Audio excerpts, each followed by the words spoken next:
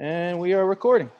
We are recording. All right, this is the last episode ever. No, hopefully we have more of these some other time in the future.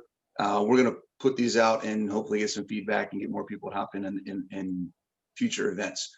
My name is Bronson. We got Jimmy, we got Jason, and we're talking about things that affect men over 40 from a health and fitness perspective, lifestyle, things like that. And today's topic, the last topic of our six session series, is how to improve your metabolism. There's probably a ton of different things, rabbit holes that we could go in, guys, on this topic. We could talk about macros. We could talk about building muscle. We could talk about all kinds of different things. But let's just get an overview real quick first on what to each of us, I guess, does it mean to improve your metabolism? Jason, you want to take that first? Like, what is metabolism? What does it mean to improve it? So metabolism is just a word that's referring to the biochemical reactions occurring within a cell membrane and between cells themselves. So in the fitness world, it tends to be, actually in the medical world too, tends to be presented as if it's like a muscular consequence or a muscular effect more than anything else, when in fact every single organ, every single cell, every single system in the body is contributing to our metabolism. So fundamentally, at the smallest level, what we're really diving into is how do you maximize the efficiency of the cell producing energy, and then by extrapolating what the answers to that are, we can then find much larger applications in the whole organism. So learning how to manipulate the cell biochemistry ultimately is how we're going to maximize metabolic repair and metabolic health as a global organism. Okay. So you're saying it all boils down to the cells. Mm-hmm. Okay. Jimmy, what's your take on, like, how would you describe metabolism? Yeah, it's how your body uses energy, how your body is actually consuming, repairing energy as you go through life. I mean, simplistic. I mean, Jason definitely nailed the medical, really deep down to the nitty gritty, but really, in fact, it's just, you're taking in energy as in food, also with sunlight. And then how does your body respond and react to it? Either it regenerates, to repair, and then also use, to have your basic functions, as you would say, breathing, breaking down food you're eating, actually changing the energy into usable energy into the caloric sense, but then also the waste, the byproduct of energy consumption, and actually removal. Okay. So it's every process that he was saying, but in a way, it's just how your body functions, day to day. Yep, absolutely. And that's the key right there. And I think I'll combine both of what you guys said and then add in a little bit. When I describe metabolism to people, I try to explain it to them that it's literally everything your body does every day in order to sustain and survive your life, right? It's not just how each cell burns energy or how each cell is doing what it's doing. It's not just burning fat, burning carbs, using protein, whatever. It's a combination of all of the different things that your body has to do in order to survive. That means burning energy. That means building muscle. That means growing hair, right? That means balancing hormones and processing different things and taking all the nutrients that we have and utilizing them to do the things we do, to do the things that our body needs to do to function. So when we talk about metabolism, most people think, I know I thought this for years, I used to say it all the time, I need to speed up my metabolism. I have no idea what that meant. Because there isn't really anything, you don't speed up your metabolism, because it's not simply how fast or how much fuel you burn in a day. When most people think of metabolism, they think calories per day and how many calories am I burning? And that is like such a small piece of what your metabolism actually is that we miss a lot of other things that go with that. So when we talk about improving your metabolism, think about it in the aspect of making your body more efficient and reducing the things in your life that are going to keep your body from functioning well. That's what we're talking about when we talk about improving metabolism. Yeah, that idea of speeding up your metabolism is just marketing rhetoric. It actually is a nonsensical, phrase when we're really trying to get down to the behaviors. Right, because you can't make your body work faster. It's just going to do what it does. You can help it work better. You can help it work more efficiently. You can help it take less steps in the processes it takes to do X, Y, or Z, but it's not going to work faster. Right. Now, doing all of and here's where that wording kind of gets mixed up, or can be deceptive. If your body is working working better and more efficiently, you will be able to lose fat faster, grow muscle faster. And those are the things that people associate with metabolism, even though it's more than that. Mm-hmm. All right, so let's talk about the number one things that like, if Jimmy, if you were to give somebody one thing to help them improve their metabolism, what would it be? One thing, just one? One thing, just one thing. And these aren't categorized as being the most important, No. or least important. I would say one thing, and we've kind of talked about this almost on every one of our seminars, is better sleep. Absolutely. Is sleeping, sleeping for the amount of time that you personally need. And that has to be a trial and error on your part to find out what's ideal for you. Make the best environment for you to actually get into deeper sleep. So removing electronic stresses like TV, cell phones, and iPads and laptops from the bedroom, making it as dark as possible, and then trying to get it into a very cool temperature between 69 and 72 degrees so that you can get into a deeper sleep and stay there for 6 to 8 hours. And people need different amounts, and follow the sun. Try to really keep yourself on that circadian rhythm so that when you so that you can get into a deeper sleep. Hygiene, making sure that you wake when the sun comes up, and try to get out and try to get yourself with a lot of exposure to skin and eyes on the first 30 to 40 minutes of the day, and then try to wind everything down so you can get into a deeper sleep at night. So getting away from the electronics that keep your cortisol levels high and make it harder for you to actually get into deeper sleep. Right, and that brings up a point. So cortisol levels being high throughout the day, for people to explain that a little bit, there's basically two states that and we're going to say your metabolism, because that's what we're talking about, your body, your metabolism, the way your body functions. There's two states that your body maintains pretty much all the time. It's one or the other. You're either in an anabolic state or you're in a catabolic state, right? So catabolic means you're burning, you're using, you're utilizing. Anabolic means you're building, you're growing, you're repairing. And the two primary hormones, particularly in men, we'll talk about men because that's what we're talking about, is cortisol is the hormone of stress, of catabolism, and we'll say testosterone, right? Human growth hormone. There's a bunch of other hormones that are really designed for the anabolic recovery, repair, and building phase and state of our body. When we're sleeping, cortisol is low, testosterone, human growth hormone are high.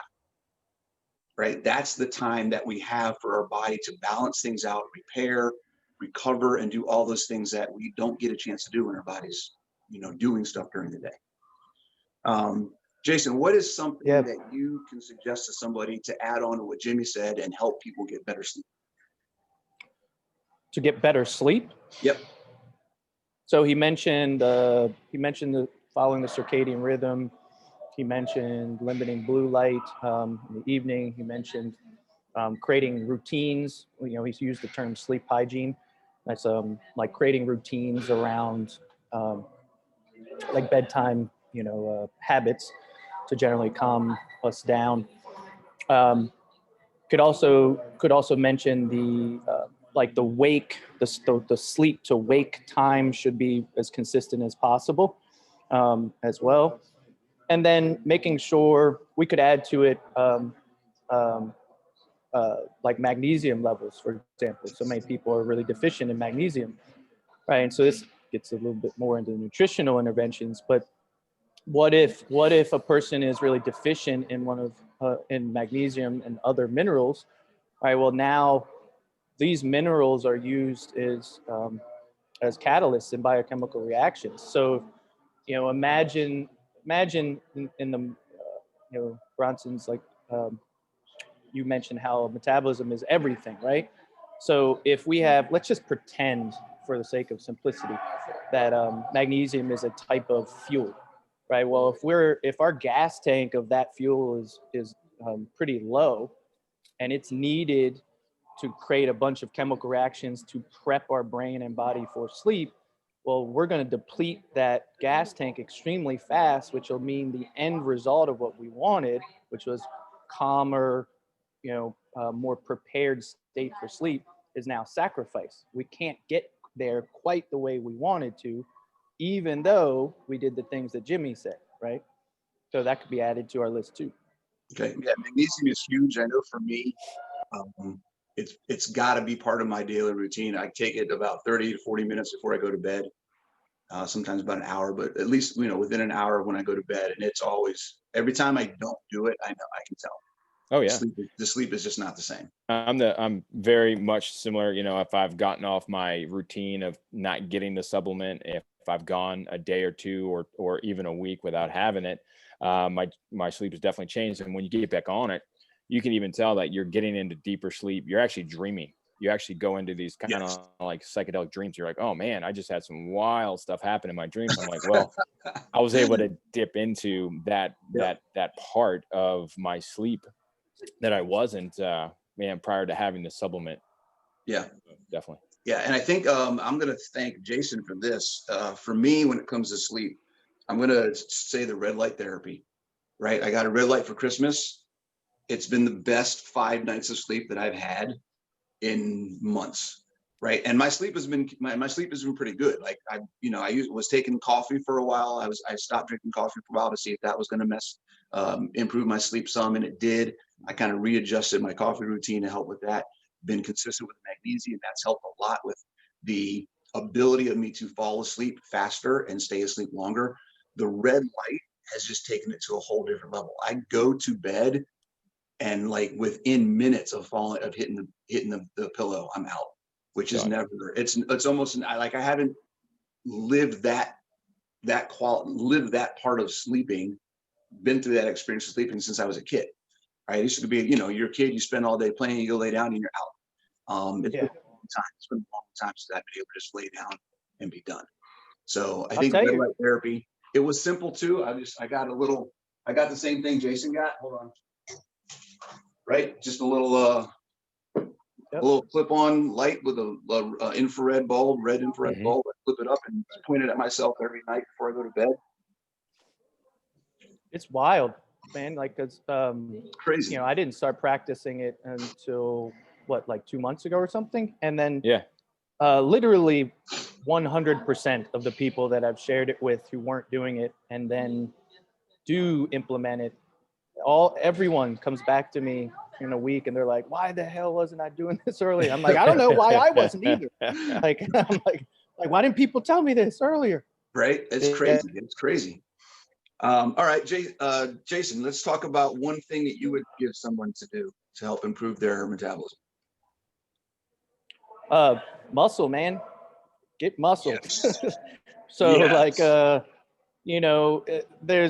this, these are estimates obviously, right? But, a lot of research indicates that somewhere around 70 to 80% of our basal metabolic rate, is our total caloric burn every day. So our basal metabolic rate, when people ask me what that is, I'm like, look, that's what happened. Like, what if you woke up in bed, didn't move at all, but you're just awake, you're breathing, and for 24 hours you're laying there, not using the bathroom, literally zero anything else.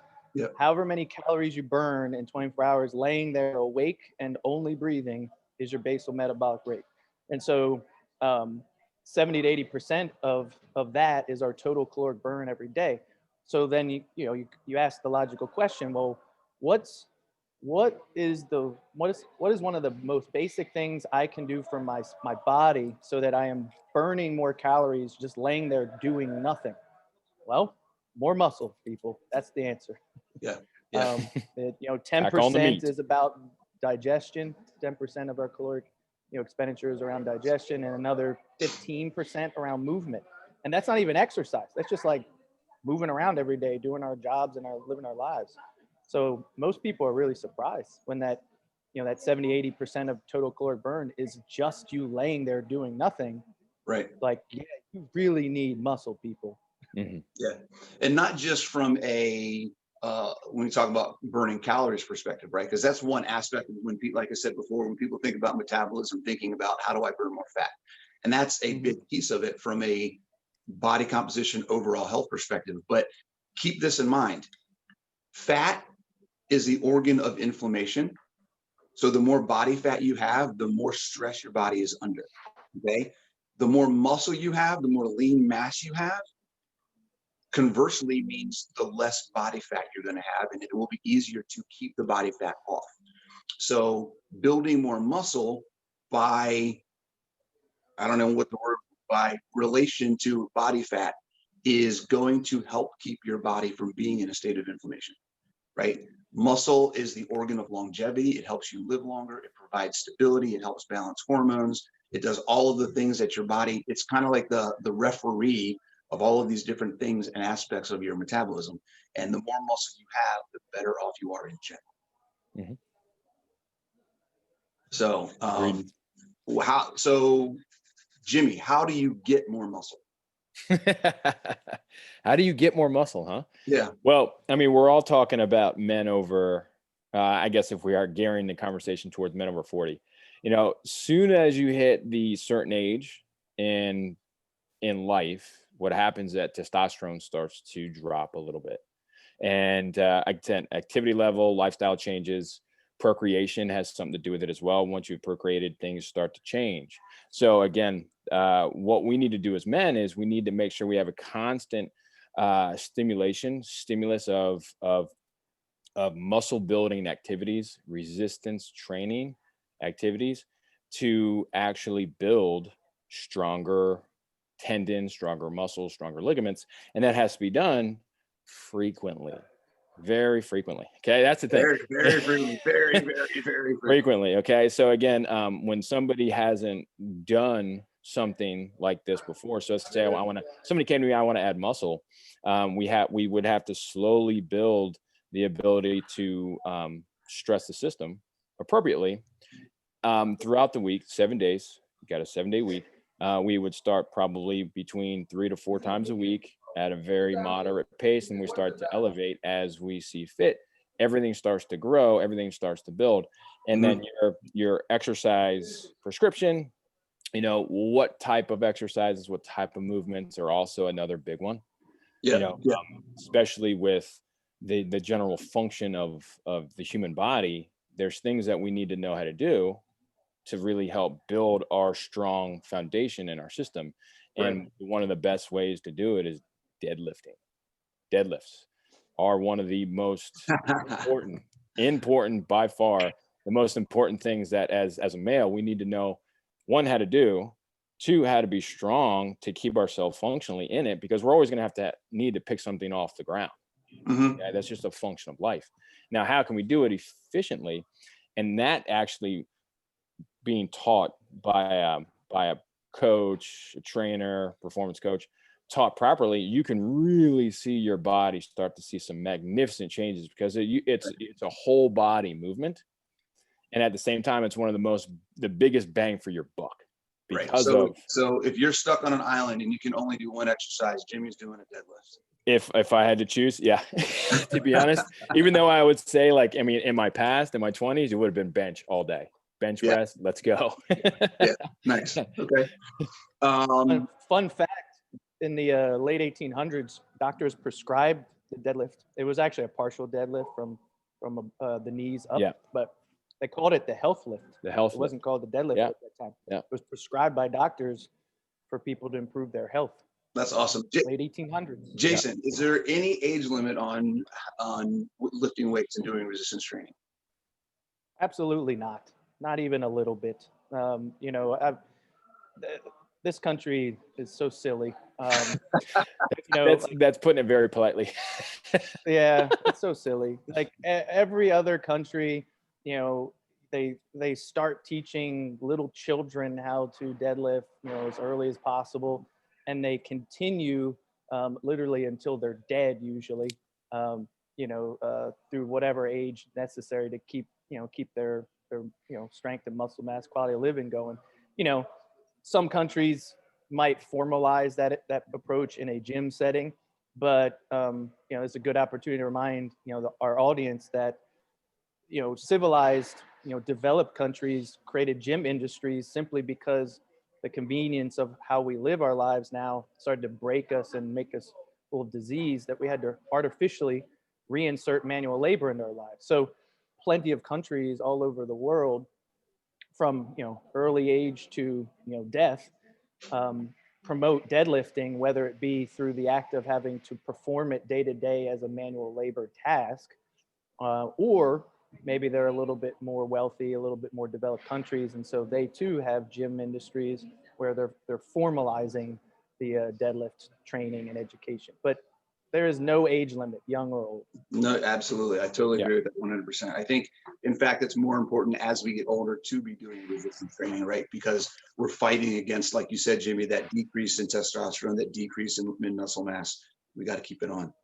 I'm going to say that for me, one of the things that I do, obviously, both the things you guys said, for me, when we talk about building lean mass, I think the one of the biggest things missing for most people's lives is protein and eating enough protein. There's a fear of protein that is very incorrectly been perpetrated to the masses. The idea that protein is going to, I've heard so many things lately.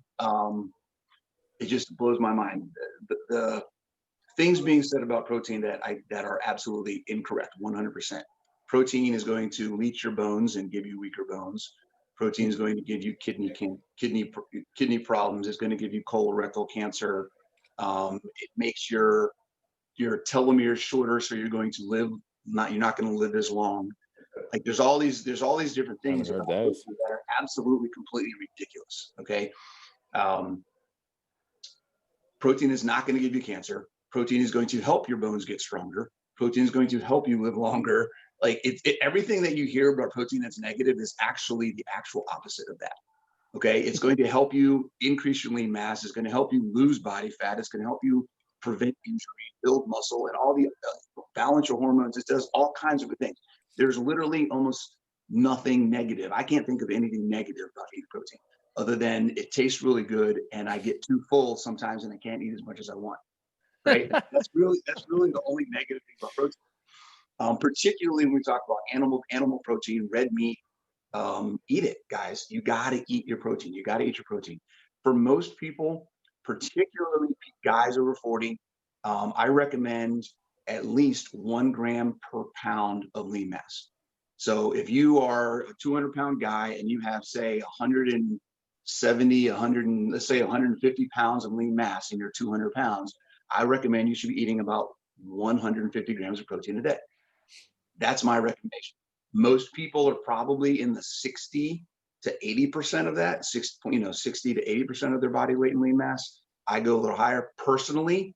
Okay, this may blow some people's minds. Personally, I'm in the 1.5 to 2 times my lean mass per day is what I eat. So I eat about 250 grams to 300 grams of protein a day. But that's me. I just like it a lot. I eat a lot of meat. The biggest thing is get your protein, you guys. It doesn't have to be in one meal. It can be in however many meals you need. But I think that's the building block for muscle, right? Carbs don't help build muscle. Fat doesn't help build muscle. Protein is what builds muscle, period. You need your protein. You guys want to add anything to that? I mean, it goes back to the cell biochemistry.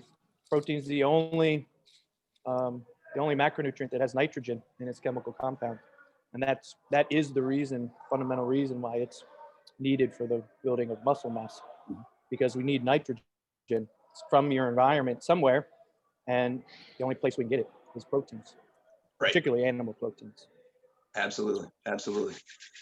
All right, guys. I'm going to add, so you guys had some things that we can do to help improve your metabolism. I'm going to take the nutrition piece and take it to another step. Not only do we need protein, but I think one of the things that we do to ourselves when we talk about efficiency of our metabolism is we do things that make our metabolism do extra work, things that it's not supposed to do. And we do that primarily by eating crap. That's really, I mean, that's what it boils down to. Eating processed food, you're eating a lot of breads, you're eating a lot of starchy carbs, processed carbs in particular, processed foods in particular, things that are not natural and whole foods that your body is much more readily able to use and pull nutrients from. When your body has to do extra work, the extra energy, the extra processing, the extra steps it has to take to break things down is being taken away from making your body do the things it needs to survive. Okay. Like it's got one job and you keep giving it all these other things to do, then it can't do that one job very well. So the biggest step that most people can take is to just try to make the switch from processed foods to whole foods. If it comes in a box, don't get it. If it's from the ground, if it's used to live, if you used to have a mother, whatever, if it's in it, if you can eat it in its most natural form, it's probably better for you than anything else. And that would be my biggest suggestion for most people. Yeah, absolutely. Because real food, it spoils fast. And the reason why it spoils fast is because it's alive. And what makes it alive is the enzymes in the real food. So enzymes are compounds that are used to catalyze biochemical reactions, but they aren't directly consumed in those chemical reactions. So having foods that are high in enzymes allows the body, like we're basically packaging the food for absorption. Right now, as Bronson, as you said, if we are consuming the processed stuff that is dead and it lacks any enzymes in it, now the body has to start pulling enzymes from living tissue within us to digest, metabolize, and absorb that crappy dead food. But if we package the enzymes with the food, the real food that we consume, now our body is getting, the whole system that's supposed to happen to digest and break down and assimilate food, and that improves the efficiency of our metabolism tremendously. Right. Absolutely. Jimmy, you got anything to add to that? Yeah, no, I mean, it's again, we go back to, we need to have more connection with our body. We need to know more about how our bodies respond to our environment, to our food, to how we react to the things that we're doing to it. So we need to become more aware, especially with the holidays. A lot of people's, routines are off, diets are off. You're eating more sugar, you're eating more this or that. And usually what happens, especially on that day when that happens, that night of sleep is garbage. It's terrible. It's because your body's having to work 10 times harder to try to process whatever you just did to it. Yep. Because of say a holiday party that you were at and you ate XYZ. Yes, it might have been really good in the moment, but then now your body's working a lot harder for the next 24 hours to try to process this thing and get rid of it, because it's looking at this as almost like a toxin. That's what happens when things come in that are foreign, and the body just doesn't know what to do with it. So now we need to be more aware of how we feel and take note of it. There was we had one of our clients actually, I'm going to pull Jason. He's actually on this right now. He came up to me saying he had some pain in his arms, and then he actually linked it back to some lifestyle choices that some decisions he was making over the weekend that actually possibly was linked to the reason why he came in the next week and had, bilateral elbow pain. And then he was the one that actually linked to the reason why this might have happened. So he actually took the time to say, okay, what were my choices like? And how did that affect me for the next 24 to 48 to 72 hours? Absolutely. That's what people need to understand, is that when you eat food, it's a 72-hour response to how your body is going to actually be, working efficiently or not, and how your body's going to respond to it. So, it's not just like, oh, let me eat it in now and then in an hour I'm gonna feel the energy. No. This, whatever I feel today is what happened 2 days ago. You know, that's how things respond. That's how our bodies really start to break down and utilize energy. So becoming more checked in with ourselves as men, we need to know how to do that. We need to take more self-awareness, you know, time to say, okay, this is what makes me feel good. This is what doesn't make me feel good. And when those things don't, your body telling you. Yeah, that's a big piece. That's a big piece from a nutrition, a mindset, and a fitness perspective, right? Being in touch with yourself and taking the time. In fitness, we call it proprioception. Being able to feel and control what your body is doing, right? Be able to feel, okay, I'm putting my arm in front of me. I feel the muscles that are being used. When I put it over my head, I feel the muscles that are being used. I know where my arm is in space. Even if I close my eyes, I can tell where my body parts are. So having that same ability from a mental perspective, what is your mental state? What are you thinking? What are your mindset? You know, what are your driving factors, your belief systems, things like that.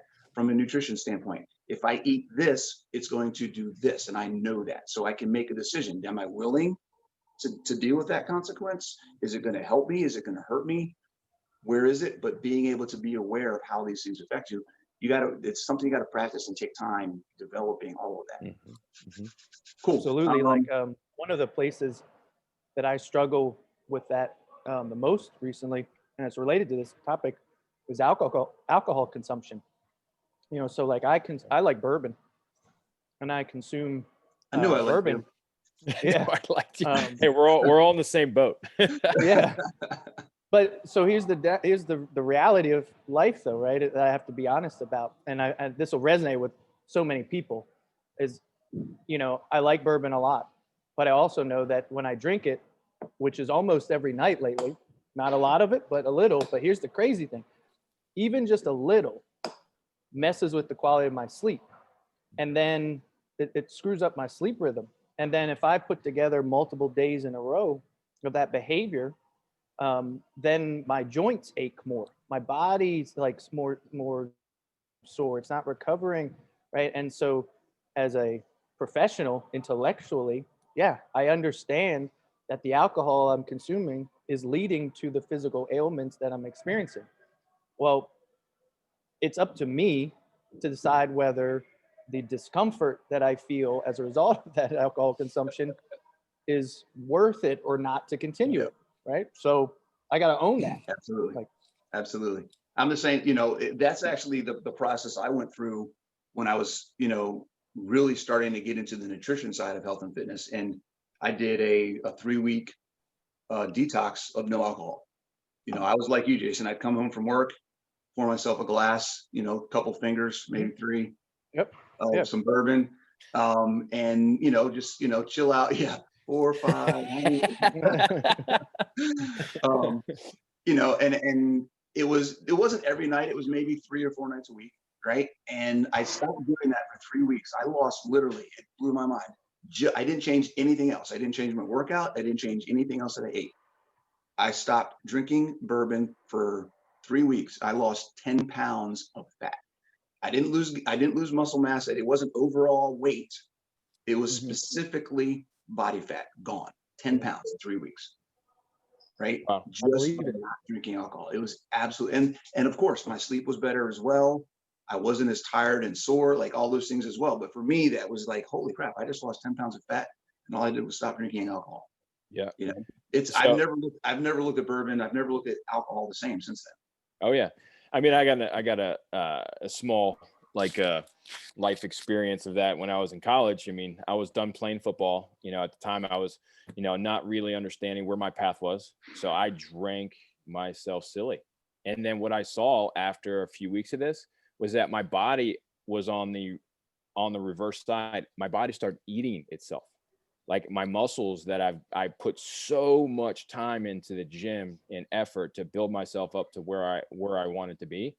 Then psychologically, I was destroying it because I was drinking every night. You know, my sleep was poor, my decisions of eating was poor, and then I started to actually atrophy. And I didn't have the ability because I was just destroying all my testosterone because my body wasn't able to actually replenish that. it was actually going to detoxing every 24 hours. And it had nothing left, had no more energy to do anything. Well, yeah, I mean, that's the other thing, right? Alcohol raises cortisol. Yep. Cortisol, we just talked about earlier, is the hormone of eating. Mm-hmm. Your body's eating catabolic itself, state, right? It's a catabolic state. You're burning, you're using, you're trying to eat all this stuff up and do work, right? Cortisol is the hormone of doing work. Mm-hmm. Except that when you're not doing work and your body still thinks it's doing work, that's when you have a problem. Yes. Right? When you're supposed to be sleeping and resting and repairing, and testosterone and hormone growth hormone are high, but because you went to bed smashed and you've got a liter of vodka in your yep. system while you're yep. sleeping, it Good never luck. gets to that point. It yep. never gets to that point. Yeah. Good luck trying to outwork a bad diet. It's not going to, a bad life choice is not going to happen. So you getting in the gym for an hour, or getting in the sauna, try to sweat it out. Like, it's okay, I'll just sweat it out. That'll be enough. Okay. Right. you keep telling yourself that for the next X amount of weeks, and then you'll come to a breaking point where you'll have a massive injury. What happens is that your body will then get hurt, and then your body will then you will stop being able to do the things that make you feel good, which is exercise and make you feel strong and build and be present with people in your life. Yeah. So basically what we're saying, guys, is in order to improve your metabolism, you need to eat good natural food, work out, lift weights, and get a lot of sleep. Those are the three biggest things, right? Magnesium is good. Another thing about magnesium that I wanted to say is magnesium also helps the body produce testosterone. Mm-hmm. Right. So not only is it something that helps us regulate sleep hormones and things like that, but it also helps improve testosterone, which is never a bad thing. If you're interested in increasing your testosterone levels, start taking magnesium, guys. It will help in a lot of different ways. So, especially, and also, guys, sex drive, guys. I mean, we're all dudes here. Okay. It's about having a healthy sex drive, and then what happens is that when you're taking in these processed foods, that sex drive just plummets. Okay. And that's a really good sign, like, oh crap, things are not working well in that department. Then you're not repairing, you're not regenerating, and you're not having this drive, this animalistic drive that we all as men really need to have. Right. We don't need to say, oh, well, once you hit, a certain age, well, I'm not like I was when I was in my 20s. Well, I think that's BS. That means that your choices today are a lot different, and we're not making the right ones. And they're very simplistic, just like you're saying, eat natural food, get more sleep, get yourself in the resistance realm, gym, outside, lift heavy loads, lift things, pick things up and put them down. Yeah, seriously. Do it slow, do it fast, do it in different ways. Right. Right. All right. Jason, you got anything to add before you close it up? Yeah, I'll give people a resource. So there's two doctors. One is Dr. Kirk Parsley, and the other one is Dr. Rhonda Patrick. And they've been studying for something 10 to 20 years military in terms of how sleep affects their metabolism and their recovery and all that stuff.